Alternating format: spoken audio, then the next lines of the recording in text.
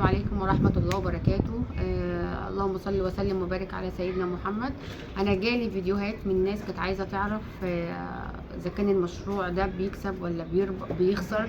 أنا عن نفسي أنا هتكلم عن مروري بالتجربة اللي أنا مريت بيها والخسائر اللي هي قابلتني والأخطاء اللي أنا مريت بيها واتعلمت منها. طبعا مشروع المعيز أنا كانت البداية عندي إن أنا أو الغية إن أنا أربي معيز، ان انا احسن بالمستوى بتاعي، ان انا اعلى، ان انا اعمل ربح وازود الدخل عندي، ان انا استغل المكان عندي في البيت واعمل عليه اي مشروع حلو معايا. جات لي الفكره في البدايه ان انا كان معايا راس مال صغير. بدات المشروع الاول، جبت الاول معزتين اتنين، واحده شامي وواحده فرنساوي، والاتنين كانوا عشار على وش ولاده، كان فاضل لهم شهر ويولدوا. طبعا انا اول مره ان انا اربي معيز، انما احنا في البيت عندنا جوزي كان يعني احنا بنربي اصلا خرفان، بس دي كانت للبيت مش حاجه تبع التجاره خالص. فجت لي فكره ان انا قلت ان انا عايزه اربي الماعز، وقعدت ادور على النت وشفت حاجات زي كده بانواع معيز كتير، وعرفت ان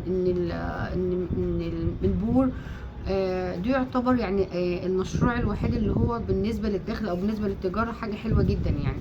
يا اما لو ربنا كرمك ووفقتي فيه، يا اما يطلعك طلعه حلوه.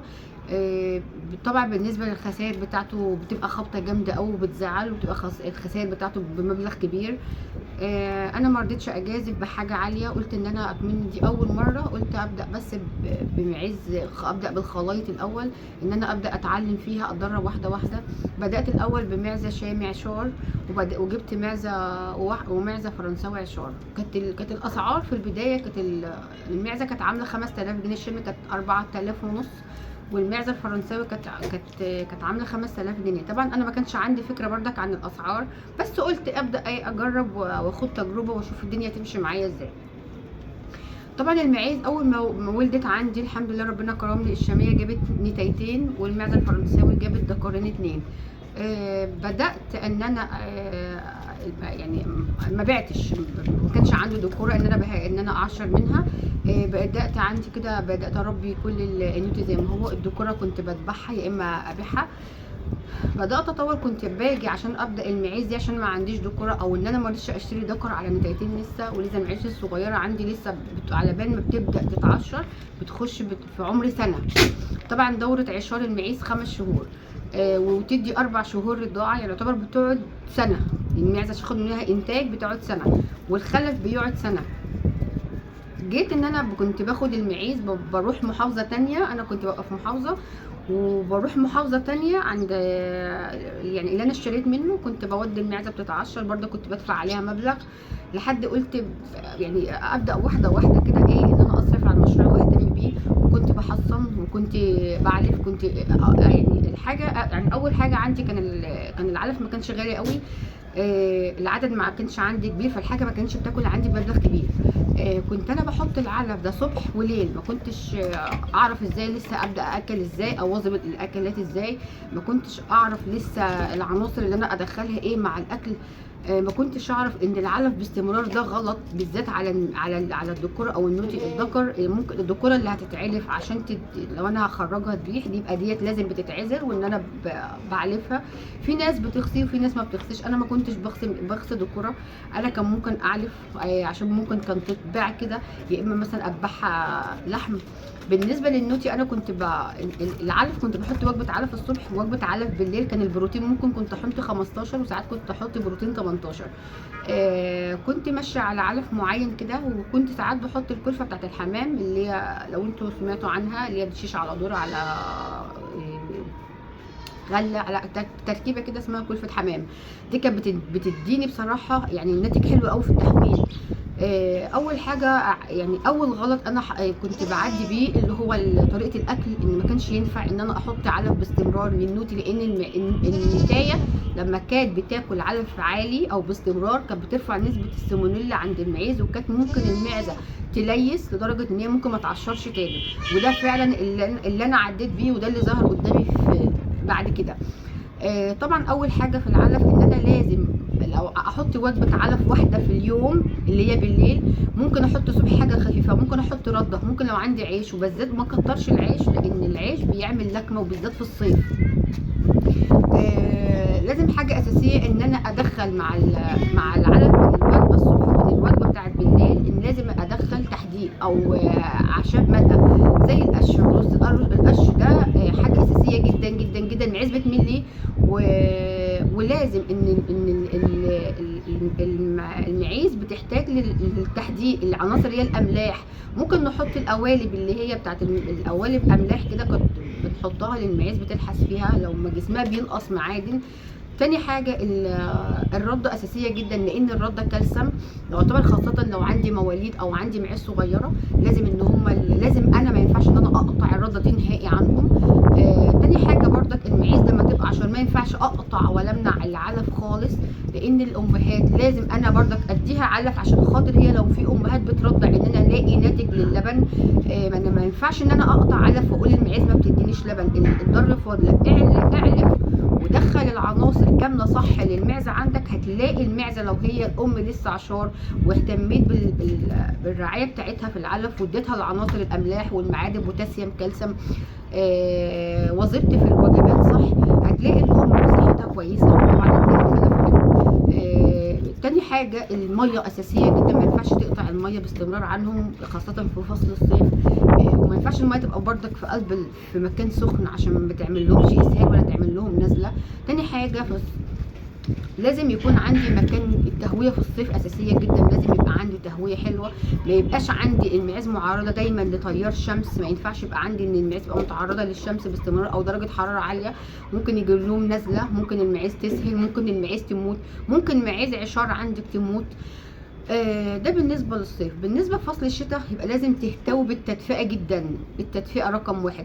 برضو ارجع تاني معلش، في الصيف لازم يكون عندي يعني المكان يكون فيه مش تيار الهواء اللي هو يأذيهم، ولا المكان اللي هو مكتوم اللي هو اكتم النفس عليهم او احس بدرجه حراره. لازم يكون الجو حلو ورطب، فيه مراوح، فيه شفاطات عشان الروايح، عشان خاطر الامونيا ما بتعملهمش اختناق.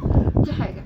بالنسبه لفصل الشتاء لازم يكون عندي التدفئه الاساسيه رقم واحد، ان انا المواليد المعيز عندي لو هي على وش ولاده لازم اكون مجهزه مكان الولد الصغير، لازم يكون المكان نظيف ومطهر من البراغيث ومن اي حشرات. لازم يكون عندي القش ارمي على الارض، رشع قش رز في الارض او نشاره، عشان خاطر ان المكان للمواليد ما تبقاش الرطوبه تسبب لهم مضاعفات في عظمهم، او تعمل لهم كساح، تعمل لهم التهاب رئوي على صدرهم، تعمل لهم بتاع ده او حمى كلعيه ناتجه عن تيار الهواء. يبقى انا لازم اخلي بالي من مكان التدفئه كويس جدا، لازم امن نفسي. المواليد عامله زي العيل الصغير المولود، الام لما بتيجي تولد العيل لازم يكون متلف حلو، لازم يكون العيل دفيان عشان ما ياخدش منها نزله، ممكن ما يجيلوش اسهال، ممكن ما يجيلوش دور برد ويبرد منها ويتعب، ممكن الخلف يموت. دي حاجه. تاني حاجه لازم اخلي بالي من التحصينات. اول عنصر اساسي التحصينات يا جماعه. بحصن مرتين في السنه، بحصن حمى كلعيه وموت مفاجئ. في ناس بتحصن طاعون، انا يعني ما بحصنش طاعون. حمى كلعيه وموت مفاجئ بحصن مرتين في السنه، بحصن في شهر 4 في بدايه موسم الصيف، وبحصن في شهر شهر 9 او في شهر 10 في بدايه موسم الشتاء، 4 و11 او 4 و10. بحصن مرتين في السنه، بحصن كل اللي عندي. ادي حاجه. تاني حاجه انا هتكلم، عايزه اقول يعني الاخطاء اللي انا عديت بيها بالنسبه للمشروع بتاع المعيز. هل هو مكلف؟ ايوه مكلف، وبيصرف معايا وبياكل والحاجه ان انا لو انا قصرت فيها او انا عملت فيها ما وليتهاش حلو، او انا ما خليتش بالي منها ورعيتها واكلتها حلو، الخلف بيطلع لي مش حلو، الام بتتعب، ممكن ما تقدرش تولد، ممكن الام تموت، ممكن الخلف ينزل ضعيف، ممكن تحويل الخلف من الام بيبقى وحش، ما يعجبنيش. انما الام لو واكله او متغذيه او مهتميه ممكن تولد لوحدها، ممكن ربنا يكرمك في الخلف تلاقي صحته زي الفل الحمد لله، والام تبقى كويسه وتقوم في ساعتها تولد لوحدها وترضع. بالنسبه عايزه اقول ان في اخطاء انا عن نفسي مريت بيها، وكان لازم انا اشوف الحاجه دي واعملها بنفسي، عشان خاطر ان انا الغرض من ان انا بربي بدات بخلايط، الغرض ان انا اعلى بالمستوى عندي عشان اوصل الحمد لله للبور. فما كانش ينفع ان انا اخد تجربه واجرب في البور واخد خبطه جامده قوي كده كانت تزعلني. بالنسبه ان اسعار البور، الناس اللي عارفه او ايديها في الحاجات دي عارفه ان الاسعار بتاعت البور جامده قوي بتزعل. اجي ابص على اول حاجه انا مريت بيها اول بدايه ما بدات اخسر عندي في حاجات. كانت عندي معزه عشار. المعزه دي انا كنت ماشيه في مره كده ودماغي بقى يعني قابلت ان الواحد بتاعتي الشوكي وخدت التين الشوكي قلت احط الفراخ. ما جاش في دماغي الشوك اصلا ما جاش في دماغي اصلا حاجه زي كده، وخدتها وقلت تغيير للحاجه وكنت حطيته. المعزه كانت عندي والده، كان عندي معزه لسه والده وكده، وحطيت الحاجه قدامها في معيز ما عدتش اصلا فيه ولا جت ناحيته. المعزه دي قعدت تاكل كلت منه كتير. اتاري هي كانت قايمه اصلا من الحمل، كانت جعانه فكلت. انا ما توقعتش انه ممكن يأذيها. طبعا المعزه قطعت اكل بعدها نهائي. انا ما كنتش اعرف السبب ايه، بس بدأت ألاحظ عندي مشكلة تانية. المعزة دي لما كانت عشار بدأت ألاحظ آخر أسبوع من الحمل إن هي بدأت تنام. قبل أرجع لكم النقطة اللي ورا كده، بس قبل التين الشوكي بدأت ألاحظ إن المعزة دي بدأت تنام. المعيز قبل ما بتولد علامات من ضمن علامات الولادة إن آخر أسبوع أو آخر 10 أيام المعزة لو ما كانتش المعيز بتنام. بدأت ألاحظ من ورا يعني عفوا من مكان الاخراج كده من ورا ان في حاجه باظه خالص كده زي الكوره لورا. انا ما كنتش اعرف ده ايه. فانا على ما سالت ان في ناس قالوا لي ان ده بيت الولد. لما المعزه بيكون الحمل او اللي عندها تقيل، العشار عندها تقيل في 2 أو 3 بيبقى حجم المولود كبير، بيت الولد او الرحم عندها بيكبر وبدرجه ان هو بيطلع لبره. انا برضك من ضمن الاخطاء اللي انا وقعت فيها رقم 1 ان انا بدات عشان اطهر بيت الولد ان هي بحيث ما يتلوث او يوصل للجنين تلوث، بدات اجيب جوانتي واجيب علبه بتادين وازازه محلول، وبدات اشطف بيت الولد من بره دايما باستمرار. لما كانت المعزه تقوم تقف كان بيت الولد بيدخل لجوه. انا بقى من غبائي كنت اطهر ايدي وكنت جايبه مضادات حيويه مراهم، وبدات انا ادخل ايدي وادعك وادهن واطهر واغسل. انا في دماغي ان انا مش باذي المعده، انما ده كان اكبر غلط انا مريت بيه واكبر غلط انا عملته. بس انا ما كنتش بمد ايدي قوي لان طبعا كانت لسه عشار. المهم ايه، انا لما شفت حاجه زي كده قلنا ده بيت، قالوا لي ده بيت الولد اللي هي لما تولد هتتخيط، يا اما دي ما كانش ينفع تتعشر تاني خلاص. بعد المعزه ما ولدت وقامت بالسلامه، كانت لما تيجي تقف وتمشي كان بيت الولد بيدخل عادي، بس لما كانت تيجي تنام في الارض كان كله بيطلع بره. المعزه دي كانت اكبر غلطه. كان المفروض ان المعيز دي طالما حاجه زي كده ظهرت معايا اعرف ان المعيز دي ما ينفعش ان هي تتعشر تاني، يا دوب هي تقوم بالسلامه بس كده وتاكل شهر واردها تاني وعلى طول تتذبح. ما كانش ينفع دي تتعشر تاني. الغلطه اللي انا عملتها ان المعزه بعد ما ولدت انا بقيت عشان اطهرها بدات ان انا احط ايدي جوه بيت الرحم وانا ما اعرفش حاجه زي كده. ومن وانا بعمل انا كنت لابسه كيس وكل حاجه وحاطه زيت وحاطه بتادين وبطهر على اساس ان انا بقى بطهر لها المكان لحد هي ما تقوم بالسلامه يعني. طبعا من وانا بعمل وانا بطهر لها كان بيبقى فيه غدد واورده جوه انا ما اعرفش. الغدد دي كانت بتتقطع معايا. طبعا المعزه عزلت اكل وكانت واكله تين شوكي. انا كان في دماغي لما انا خدت المعزه دي بدات لقيتها قطعت اكل نهائي. تشوفوا الجاي قطعت اكل نهائي. قمت انا واخده المعزه وديناها للدكتور. الدكتور قال ايه اللي حصل. طبعا الدكتور احنا ما اتكلمناش اصلا على حطه الايد، لان انا اللي كنت انا توقعته ان انا كده مش باذيها. انا اللي انا مريت بيه ان الدكتور قال ان ده فم المعده. لما احنا قلنا له على التين الشوكي اللي هي كلته، هو قال لنا ده فم المعده. فانا قلت ان دي كانت غلطه مني. التين الشوكي عمل لها جرح المعده عندها جوه، فالمعزه نزفت. دوبك علقنا لها محلول وخيط وقص منها. اي دوبك المعزه عمال ما جت كانت ماتت. دي كانت اول خساره عندي وكان اكبر غلط عندي انا مريت بيه ان انا ادخل ايدي جوه المعزه كده. غلط ان انا ادخل ايدي حتى لو معزه بتولد ان انا بساعدها على ولاده، ده اكبر غلط. عمرك اوعي تمدي ايدك جوه وانت بتولدي المعزه. ادي الغلط الاولاني اللي انا مريت بيه. تاني غلط وتاني خساره انا مريت بيها ان انا كنت برش عشان اطهر المكان عندي من البراغيث. طبعا انا كنست ونضفت وكل حاجه والمكان عندي زي الفل. اول حاجه لازم الرش يكون بالنهار وما ينفعش الرش في فصل الشتاء. غلط. الرش في الشتاء يبرد المعيز ويعرضهم يطير هوا ونزله برد. تاني حاجه لازم الرش يكون بالنهار في الصيف، الصبح بدري، لا هو في الحر قوي ولا هو في الهواء، لازم يكون الصبح بدري في مواعيد في الرش، او ما بين ممكن يعني انا كنت ساعات برش ما بين العصر والمغرب اللي هو وقت غروب الشمس كده. في حاجه لازم اراعي واخلي بالي من التركيز اللي انا برش بيه. انا كنت جايبه ازازه، كنت انا رايحه للراجل وعرفته ان انا عندي صغيرين وعندي معيز امهات. اخلي بالي يا جماعه ان لازم اهتم فعلا بالجرعه، لازم مش اي حاجه كده بحطها وارش. انا كنت في الاول براعي الجرعه وبحط وربنا سترها معايا في اول مره ورشيت كل حاجه والمكان كان زي الفل. الغلطه الثانيه، جوزي كان راح جاب ازازه التركيز بتاعها، انا كان التركيز اللي انا كنت بجيبه تقريبا كان حاجه و20 او كان 5%، كان حاجه كانت حاجه ضعيفه قوي، ما كانش بتاثر الحاجه عندي خالص، كانت امنه بدرجه 100%.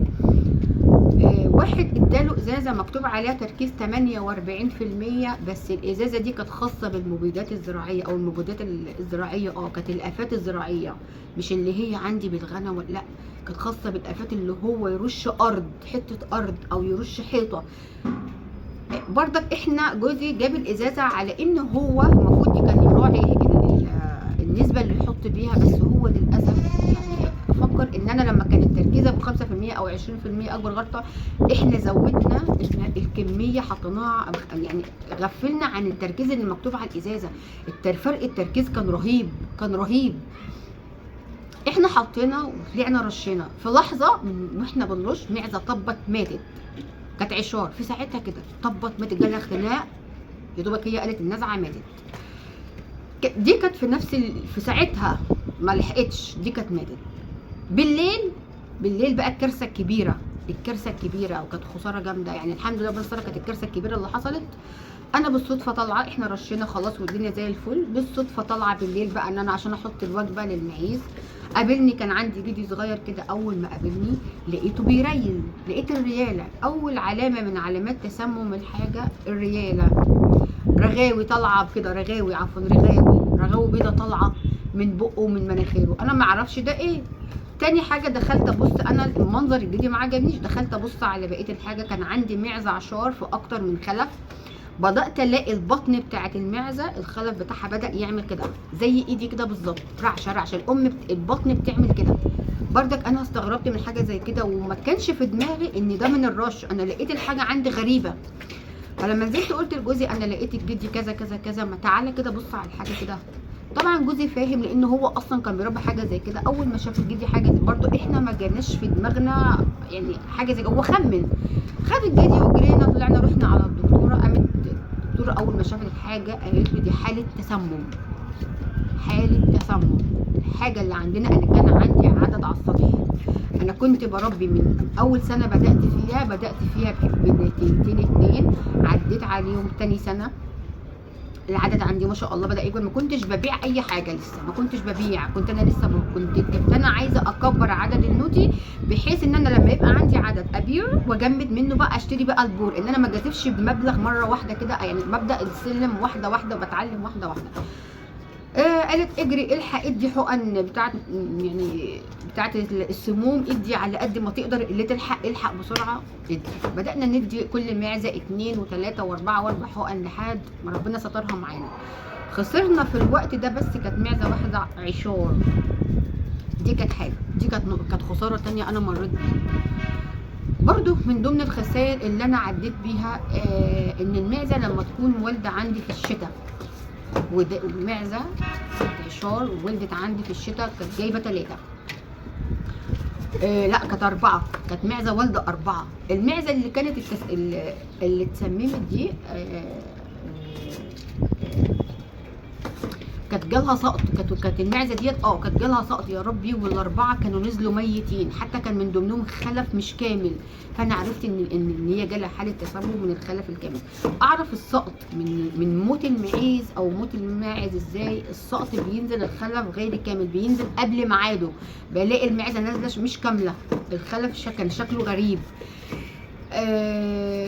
المعزه دي برضو كنت جيت ولد، لكن الخلف لما مات هي ما كانت بتولد من بالليل لتاني يوم، هي ما قدرتش تولد. برضو انا الغلطه الثانيه، انا اتصلت بالدكتور عشان اعرف السبب ان انا اولدها ازاي، وهي كانت خلاص برضو للاسف انا مديت ايدي لتاني مره، وانا ما كنتش بردك على علم ان انا لازم اولدها، بس كنت مش اللي هي انا ما بوظتش، هي اللي هي بس اللي انا اخرج اللي جوه، لان هي كانت قاعده تولد بردك من بالليل لتاني يوم، انا ما كنتش لسه اعرف اي حاجه.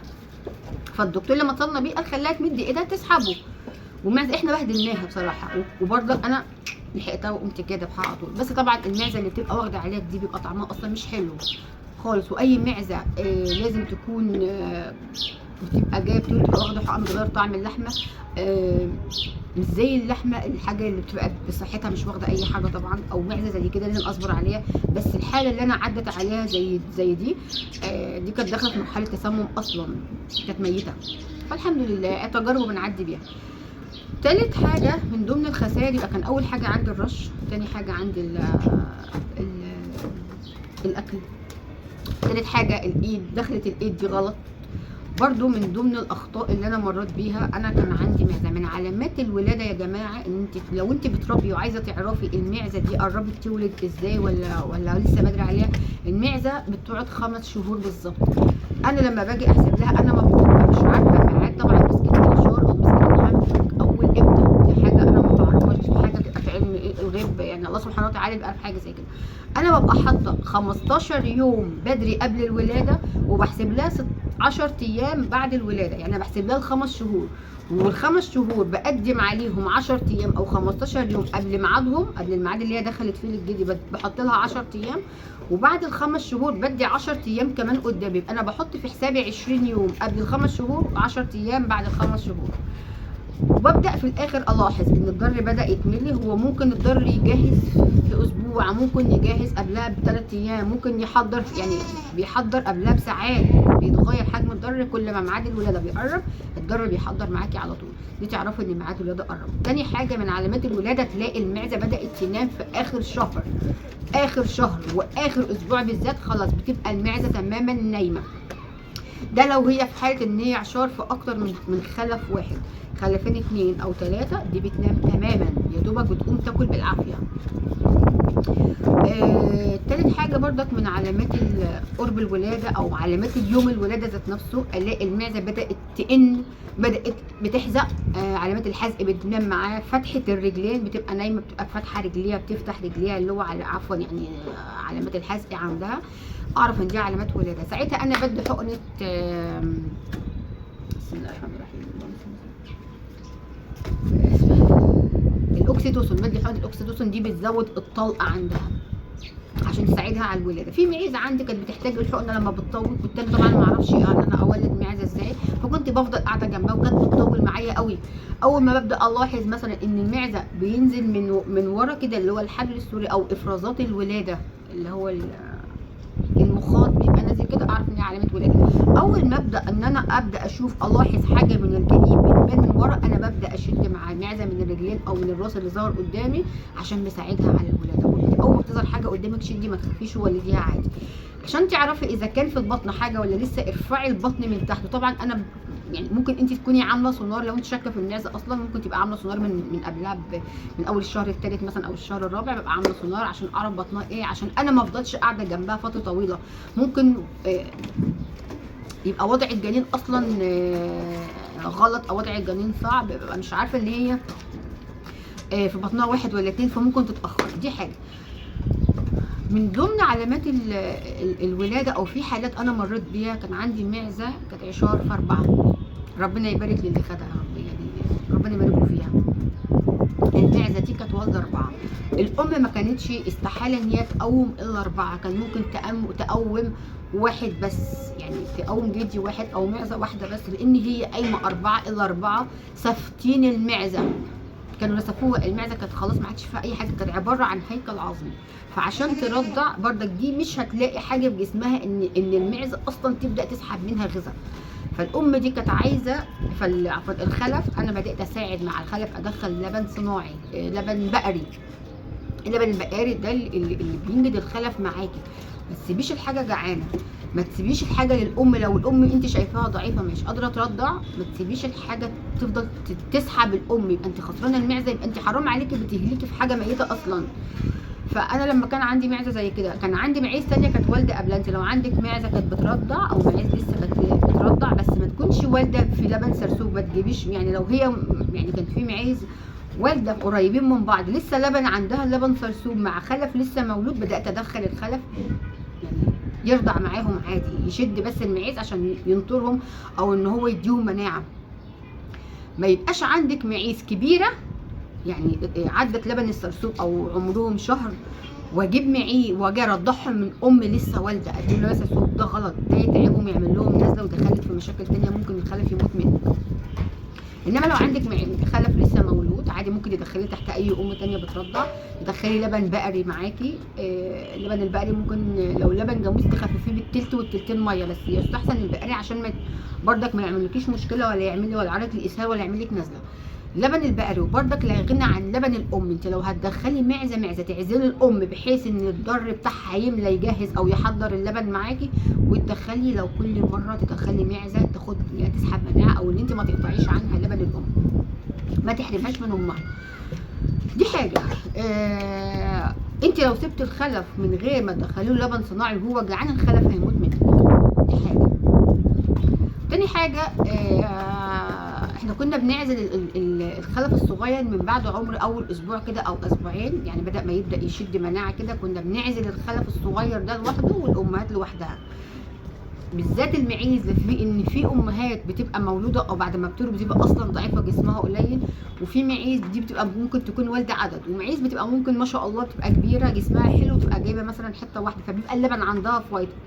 فابدا ادخل الخلف اللي هو لسه مولود اللي هو الثلاثه بتاع الام الثانيه، ببدا ادخله مع المعزه اللي هي الواحده، هم بيبداوا ان هم يشيلوا بعض. بس انا كان لازم يعني تمسكي تقفي تمسكي المعزه للخلف، لان المعزه تبقى رافضه ترضع اي خلف تاني غير ولادها. لو هي لسه والده ودخلتيها تلحس في الخلف مع امهم، ممكن هي تسمح ان هي ترضع الخلف من اول مره. الخلف بيشمها بيعرفها بيفضل هو رايح جاي بيرضع معاها. ادي حاجه. تاني حاجه من ضمن المشاكل اللي انا مريت بيها، كان عندي معزه كانت والده قريب، انا طالعه باكل فبدات الاحظ المعزه قاعده في الارض، بدات الاقي علامات بتئن وبدات تحزق، قلت خلاص المعزه بتولد. قمت في ساعتها جايبه لها الحقنه، صبرت عليها شويه ما ولدتش، تنت نص ساعه ما ولدتش، قمت جايه قلت اديتها حقنه اوكسيتوسين هتفتح معايا الرحم.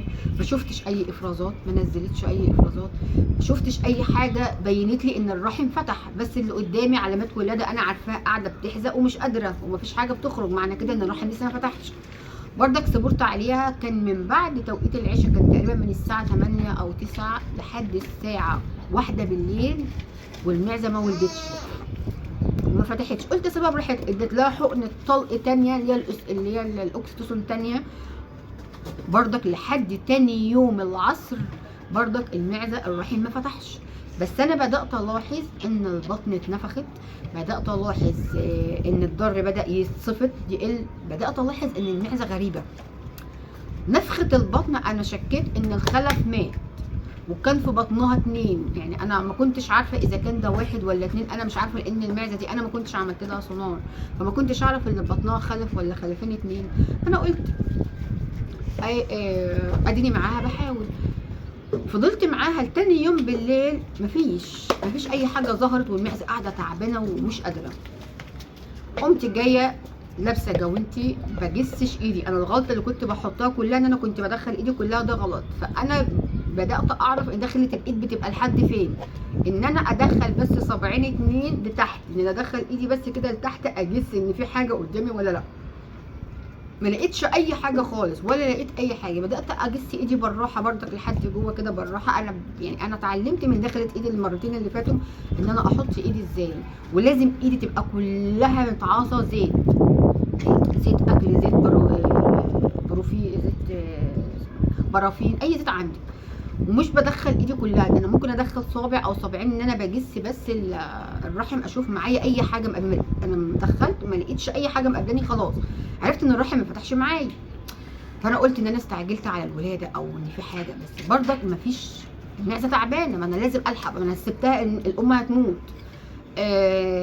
لازم اعمل اي حاجه. اتصلت على دكتور ان هو يجي يولد المعزه قيصري، انا ما لقيتش دكاتره، الدكتور ما كانش موجود للاسف. فالدكتور قال لي ادي حقنه استروميد. استروميد ديت اللي هي بتفتح الرحم. الاوكسيتوسين كانت بتزود الطلق، بتزود الحزق عندها. الاوكسيتوسين بقى تفتح وتنطر. قلت بقى سقط مش مشكله، ولاده المهم ان هي تقوم بالسلامه، او ان انا اخلصها من الالم اللي هي فيه، لان مش قادره اعمل لها حاجه.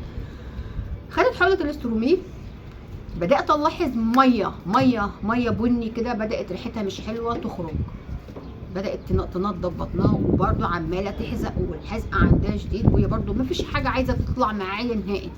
فضلت على الوضع ده اكتر من 20 ساعه من بالليل لحد تاني يوم بالليل، اللي هو لحد الساعه 10 او 11 بالليل، على نفس وضعها. كنت احطها اقلبها يمين بشمال، جميع الاوضاع. المعزه كانت خلاص ماتت مني في الارض، خلاص يعني مش هلحقها خلاص.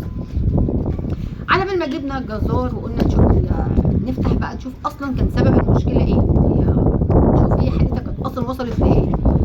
بعد ما فتحت كان في فيديو عندكم على القناه انا كنت عرضته، للاسف لقيت وضع الجنين، الحجم بتاعه كان ما شاء الله كان كبير. ده كان خلف، كان متعشر من جدي، حجم الخلف كان كبير لدرجه ان الدماغ بتاعت المعزه من الرحم كان ضيق. المعزه رقبتها كانت لفه ومعوجه، كان لازم اسحب من الكتف او من الايدين او من الراس كانت بعيده، كان الراس كانت محشوره، كانت لفه بطريقه غريبه.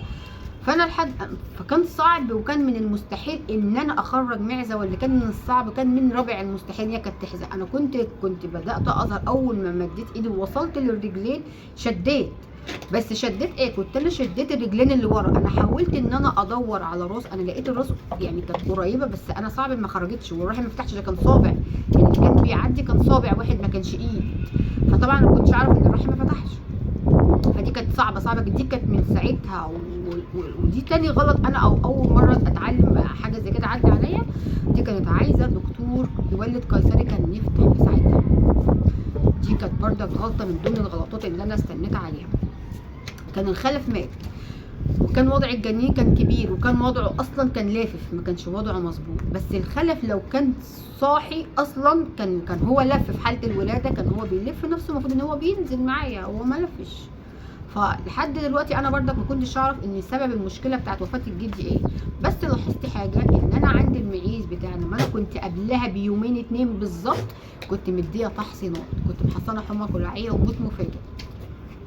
على حد علمي ان المفروض ان المعيز العشار برضك انا ما كنتش اعرف حاجه زي كده. انا كان ليا ميعاد كنت بحصن فيه، اللي هو مرتين في السنه. المعيز العشار لازم تكون بتبدا تحصن تقريبا من الشهر الثاني او الشهر الثالث تقريبا، انما ميعاد قرب الولاده ده ما كانش ينفع ان انا اعشر فيه. فتقريبا برضك ان على حد علمي، على ما اسال برضك او انا يعني اسال في حاجه زي كده، ان ممكن يكون ان التحصين هل هو السبب في وفاه الجنين؟ هل هو سبب ان هو عمل حاجه زي كده، اللي هو اللي اثر معايا او تعب المعزه او خلاها مثلا تعبانه؟ الله اعلم. برضه لحد النهارده انا مش عرفتش سبب الوفاه ايه، لاني ما لقيتش اي حاجه في المعزه تدل على ان جدي مات ازاي. هل هو مات عشان انا اتاخرت عليه في الولاده؟ برضه انا مش عارفه، لان الرحم ما كانش فتح.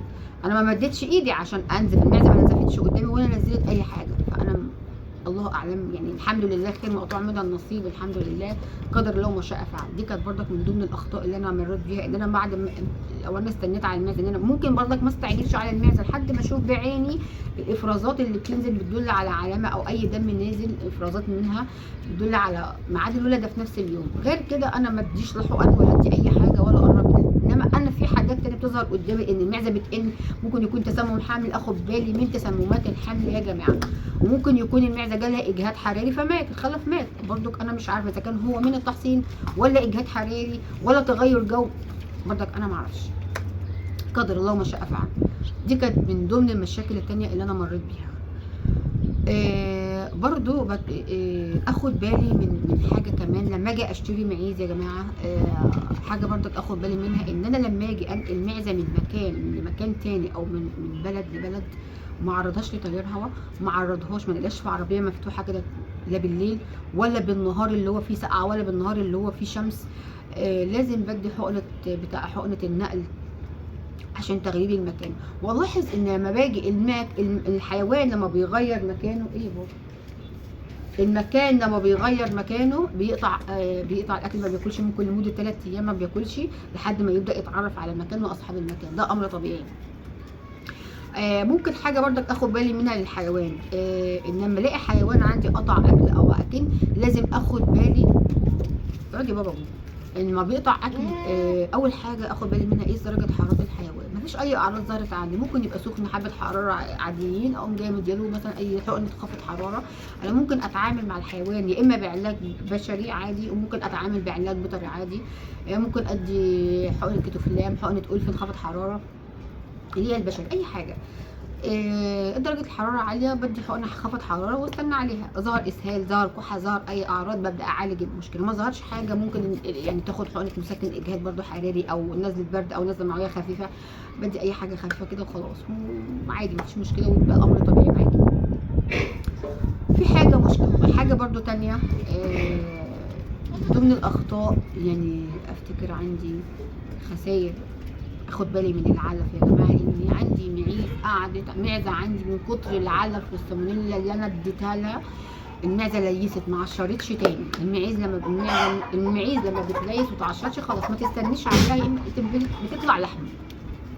الذكوره برضك ما ينفعش ان هي تتحلف او عشان الجلد يبقى معاكي خفيفه دي يقدر ان هو ينط، ما يبقاش برضك مليس ويبقى جسمه تقيل على النوتي وبالذات في الحر في الصيف.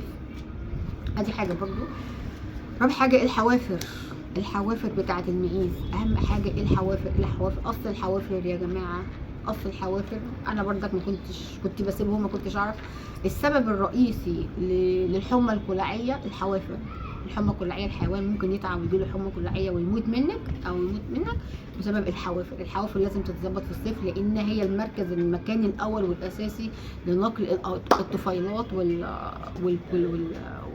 والبكتيريا والامراض للحيوان وتنتشر.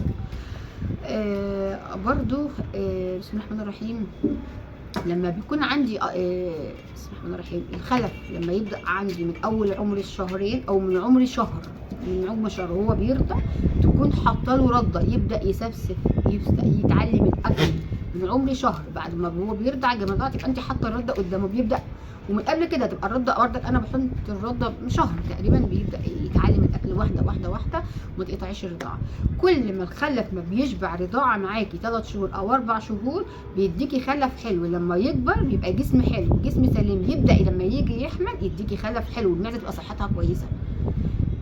كل ما بتاثري في عمر او لما انا باثر في الخلف من حيث الرضاعه من الام زي العيل الصغير اللي بيرضع صناعي، مش زي العيل اللي بيرضع طبيعي من امه. برضك الخلف الصغير كده، الخلف مش زي ما بيرضع من امه، زي ما بقطع عنه الخلف وزي اللبن وزي ما بحوشه من امه مش زي الصناعي. بيطلع التحويل بتاع المعده ذات نفسه او الخلف بيبقى تحويله ضعيف، ما بيكبرش معاكي، ومهما تاكلي ومهما تعملي برضك مش هيديكي ناتج اللي هو التحويل اللي يرضيكي ولا اللي هو ينفع تقنيه. في حاجه برضو عايزه اقول عليها، لما تحبي تيجي تربي معيز او تحبي تعشري معيز مع البور، اخد بالي من حجم المعزه. المعيز البور العشار بتاعها بيبقى تقيل، المعزه لو مش جسم وشاسيه اللي هي تشيل ممكن ما تقدرش تولد، ممكن الخلف ما يقدرش ينزل ميت، ممكن الخلف يخلي الام ذات نفسها ضعيفه يسحب منها قوي. انما المعزه لما تبقى جسم وطول وحلوه متخافيش عليها، تولد تديكي خلف حلو وتديكي يعني التوأمه بتبقى حلوه فيها، وبيبقى الام ذات نفسها بتقدر تولد وتقدر تديكي خلف حلو. دي حاجه. في حاجه برضو كنت عايزه اتكلم عليها، نقطه المعزه العشار اللي تيجي تولد وتموت وهي سايبه ولادها، اكبر مشكله واكبر غلط انا عملته. كان عندي ام جايبه 3، كانت جايبه 3، الام ماتت اللي هي كانت كلت التين الشوكي دي وماتت، كانت والده 3. عملت انا ايه ب3؟ هم كانوا بيرضعوا اصلا من امهم، ما كانش في صناعه ولا في حاجه، هم كانوا بيرضعوا من امهم. هي لما جت ماتت انا طبعا ما كانش عندي حاجه حل ان انا اعمله، فقمت جايبه لها علبه لبن صناعي من بتاعه الاطفال وبدات ادي ببرونات، كل واحد ببرونه. كانوا بيسحبوا وكانوا بيرضعوا مره والثانيه والثالثه قطعوا لبن، رفضوا الببرونه، ما رضوش ياخدوا الببرونه. ليه؟ انا كنت مفكره ان المعيز تعبانه، ان المعيز عندهم مغص، المعيز عندهم حاجه، بدات اديهم علاج، اديهم حاجات اللي هي مأنونه بتاع الاطفال، او ادي اي اعشاب تنظف بطنهم او تسكن الالم اللي عندهم. بدات الاحظ ان عندي معده صغيره كده، كانت على طول كانه كده. لقيت الثلاث معيز بيقعدوا في البلكونه كده جنب لوحدهم، زي العيال الصغيره بالظبط اللي امهم متوفت، بيقعدوا زي دول قعدوا خدوا جنب لوحدهم كده وزعلوا. خدت نتايه، كانت معاهم نتايه صغيره كده، خدتها ونزلت بيها في الشقه عندي. دي كانت اول واحده رفضت الاكل، قمت واخداها عندي تحت وقلت تعبانه او حاجه اوليها واديها الرضع. بقيت تاخد الببرونه بق 2 3 وما تكملهاش ورفضت. بدات الاقيها زعلانه، وبدات يوم على يوم، يومين 3 المعزه قطعت اكل خالص، مش لاقيه لها حل. قلت لا اطلعها تاني في وسط اخواتها تلعب وتجري. اليوم اللي طلعت فيه كانت ماتت، الصغيره دي كانت ماتت، وبرضك انا ما كنتش اعرف السبب. قلت خير ايه، الحمد لله ما فيهاش نصيب، اتوفت. طلعت تاني يوم بردك لقيت الدكار، اخواتها الاثنين كانوا دكارين وانتهي، لقيت الدكارين بردك انعزلوا، وبرده نفس المشكله اتكررت وتعادت معايا. قطعوا اكل، طب ادي لبن، ياخدوا نص ببرونه، مفيش، هم جعانين بس مش قادرين. فانا مش عارفه اعمل ايه. وكان عندي معيز بترضع، كان لهم اخت كانت والده وبترضع. انا ما جاش في دماغي ان انا حاجه كده اللي هي جت في دماغي، قالت لي ايه، ارضعهم كده من اي معزه اشوف هياخدوا ولا لا. لقيتهم جبت معزه وقفت لهم، لقيتهم فعلا ما شاء الله بداوا يسحبوا من النتايه جامد، الاثنين بداوا يسحبوا منها جامد. عرفت ان المشكله او سبب وفاه المعزه اصلا الثالثه دي، ان هي لما اتحرمت من صدر امها هي توفت. ما ينفعش المعزه، يعني شفتي المعزه لما بتيجي تفطمي عيل بتصدميه مره واحده، ما ينفعش تفطمي العيل مره واحده، بتاخديه درجات، تاخديه مراحل. بردك المعزه لما امها اتوفت وانا جيت خدتها عزلتها وبقيت اديها لبن صناعي، هي زعلت حزنت فماتت. دولت لما انا لحقتهم تحت كانت اختهم بقى كبيره كانت بترضع، لما دخلتهم يرضعوا رضعوا، والحمد لله هم عاشوا وكبروا وفاقهم. بس كان الجدي كان بادئ وقع مني برضو، لانه كان في اليوم ده كان زعلان، ما كانش عبال ما بدات ادخله يرضع كان خد رضعه وكان زعل، ما كانش بيكمل. فكان برضو التاني كان مات برضو حزن. التالت بقى الحمد لله اللي عاش وفضل يرضع من السطح كله، اي حاجه كانت شغاله كان بيرضع منها، والحمد لله ربنا كرمه بقى جدي حلو الحمد لله، ربنا يبارك في اللي خده. دي كانت بردك الغلطه التانيه اللي انا اخد بالي منها، ان انا ما ينفعش اي معزه تموت عندي ادخل لبن صناعي واحرمها من الضر. يا جماعه ده غلط، المعزه هتموت منك من غير اي سبب. هتاخدي اي معزه عندك بترضع دخليها تحت اي ام، امسكيها غصب عنها ورضعيها وهترضع معاكي. وبرضك انا كنت بدخل اللبن الصناعي مع اي معزه. جيت اللبن الصناعي وقفته، كنت جايه ادخل اللبن البقاري احسن، وما يعملكيش اي مشاكل عصبان ولا اي حاجه خالص. يعني اللبن البودره بيبقى فيه مشكله شويه، انما اللبن اللي هو البقاري يعني مشاكله خفيفه، يعني ولو سهل معاكي انت تدي حاجه الاسهال بتلحقيها اول باول. دي حاجه. برضو حاجه تانية اللهم صل على النبي تقريبا.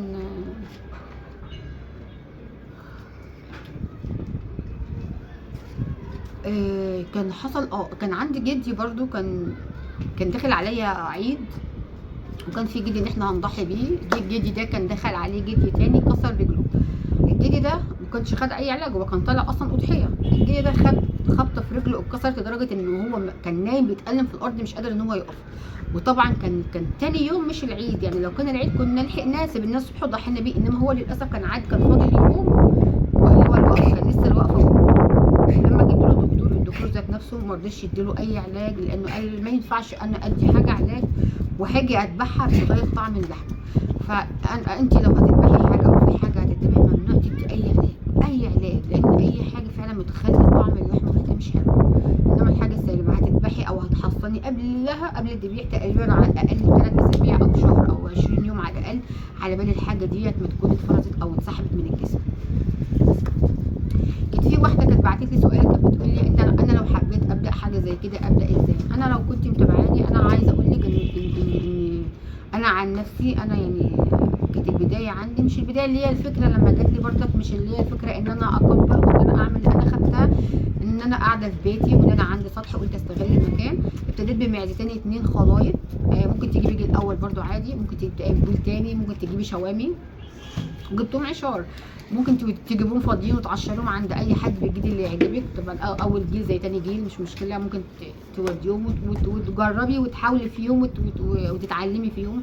ما تجازفيش المجازفه كبيره قوي، لان انا عرفت ان في حد برضه كان جايب معيز بور، وبدا ما بدا يشتغل في المعيز البور للاسف في حاجات عدت عليه ما عندوش الفكره الكافيه ازاي المعزه يجيلها التهاب رئوي، حاجه ازاي يجيلها دور نازله معويه، اتعامل ازاي، دور ولاده صعبه. مش اي معزه بتولد بتحزق كده تنزل الخلف. لا يا جماعه، انا عدت بكذا حاجه بكذا مشكله قدامي فعلا.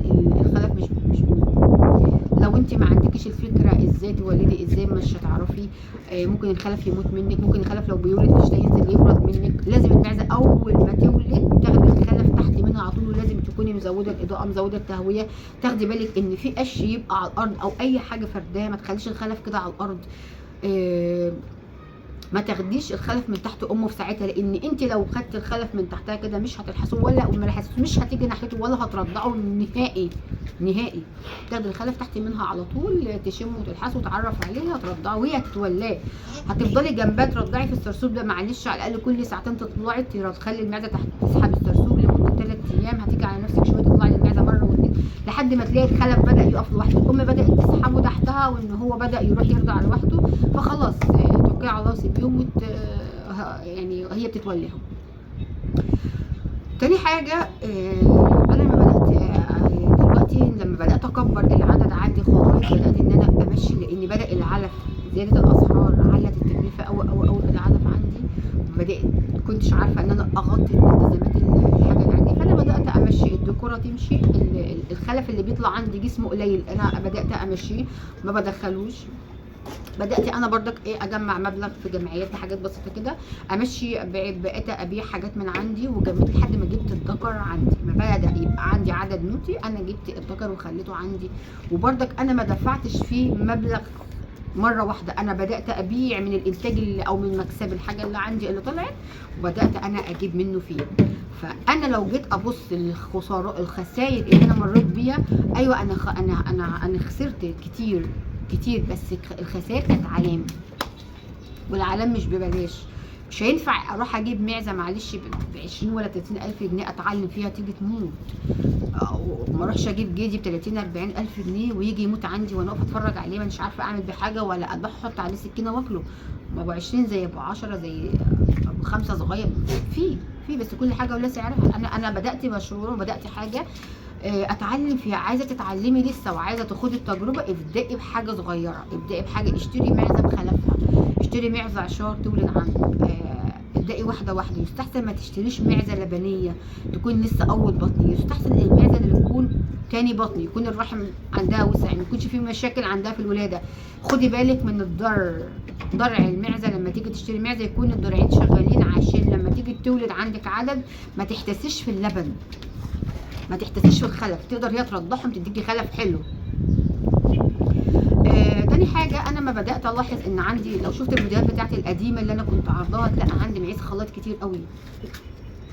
بدات بقى اقلل العدد عشان خاطر الاكل، ان انا اخف الاكل عليا شويه واخف العدد ده.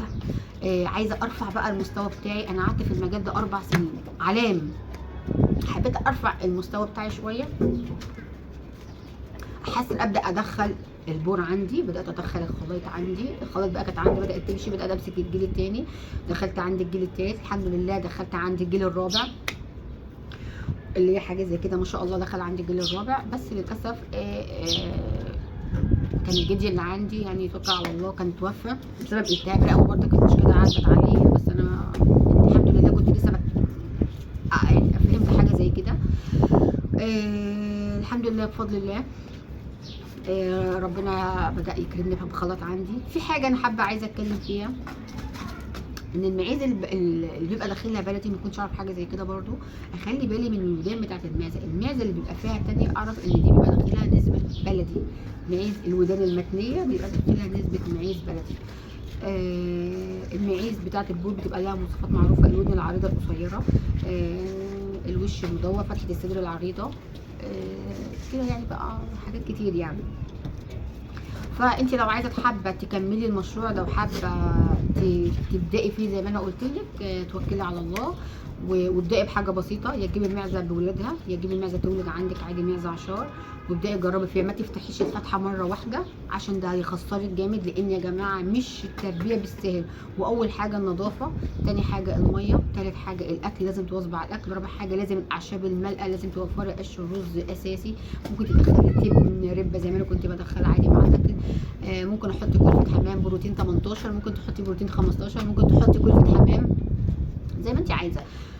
والبرسيم طبعا اساسي معاكي. البرسيم معاكي في الشتاء ده جميل جدا.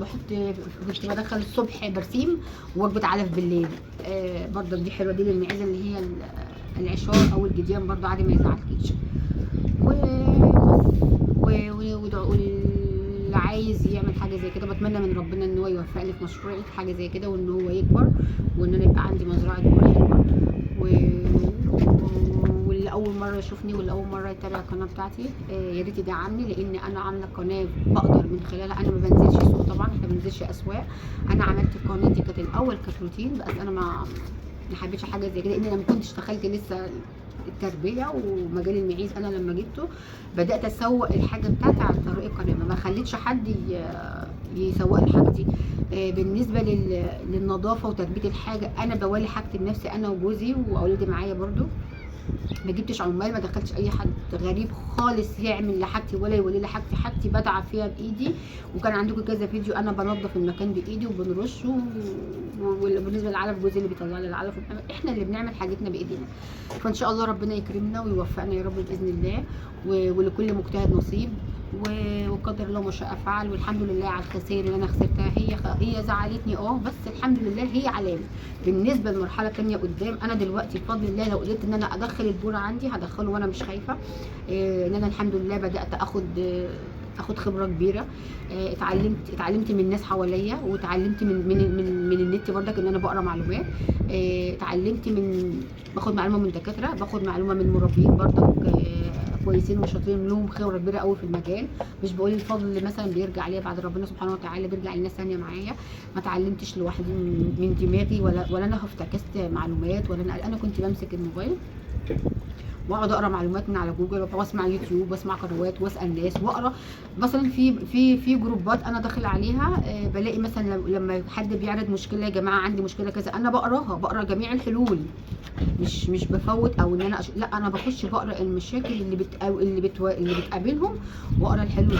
من ضمن المشاكل اخد بالي برضك من اللكمه وحشه قوي. العيش اللي باستمرار، والعيش اللي هو المعجن مع ميه في الصيف، ده كارثه كبيره ومشكله ونصيبه كبيره. ده يخسرك المعيز في ساعتها ما تلحقهاش. لحظه زي كده المعزه اول ما تجيلك لكمه، تلاقي المعزه نايمه وقطعت اكل او كانه مش قادره تمشي، اعرفي ان هي جات لها لكمه. في اليوم اللي انت اديتي فيه عيش كتير، اعرفي ان دي لكمه. بتدي زيت برافين. زيت البرافين ده تدي على قد ما تدي كده لحد المعزه ما تلاقيها سهلت معاكي، اعرفي ان كده الحمد لله اللكمه فكت. لو ما لحقتيش اللكمه اعرفي ان خلاص كده المعزه تلحقي تذبحي على طول، ما تستنيش بعد زيت البرافين. او لقيت المعزه قدامك خلاص تعبانه، ما تستنيش، طالبه الحلال السكينه على طول وتذبحي. ربنا يسترها معانا ومعاكم، ويا رب تكونوا استفدتوا مني باي معلومه في الفيديو. والاخت اللي سالت السؤال بتاعها اللي هي عايزه تاخدي تجربه زي كده، ربنا يوفقك، توكلي على الله، وربنا يوفقك ويرضي كل الناس، ويرزقنا الرزق الحلال والبركه يا رب، وادعوا لنا بالبركه والتوفيق. والحمد لله. يا ريت اللي حابب يتابع القناه بتاعتنا، احنا بنعرض منتجاتنا، اي حاجه عندنا للبيع بنعرضها.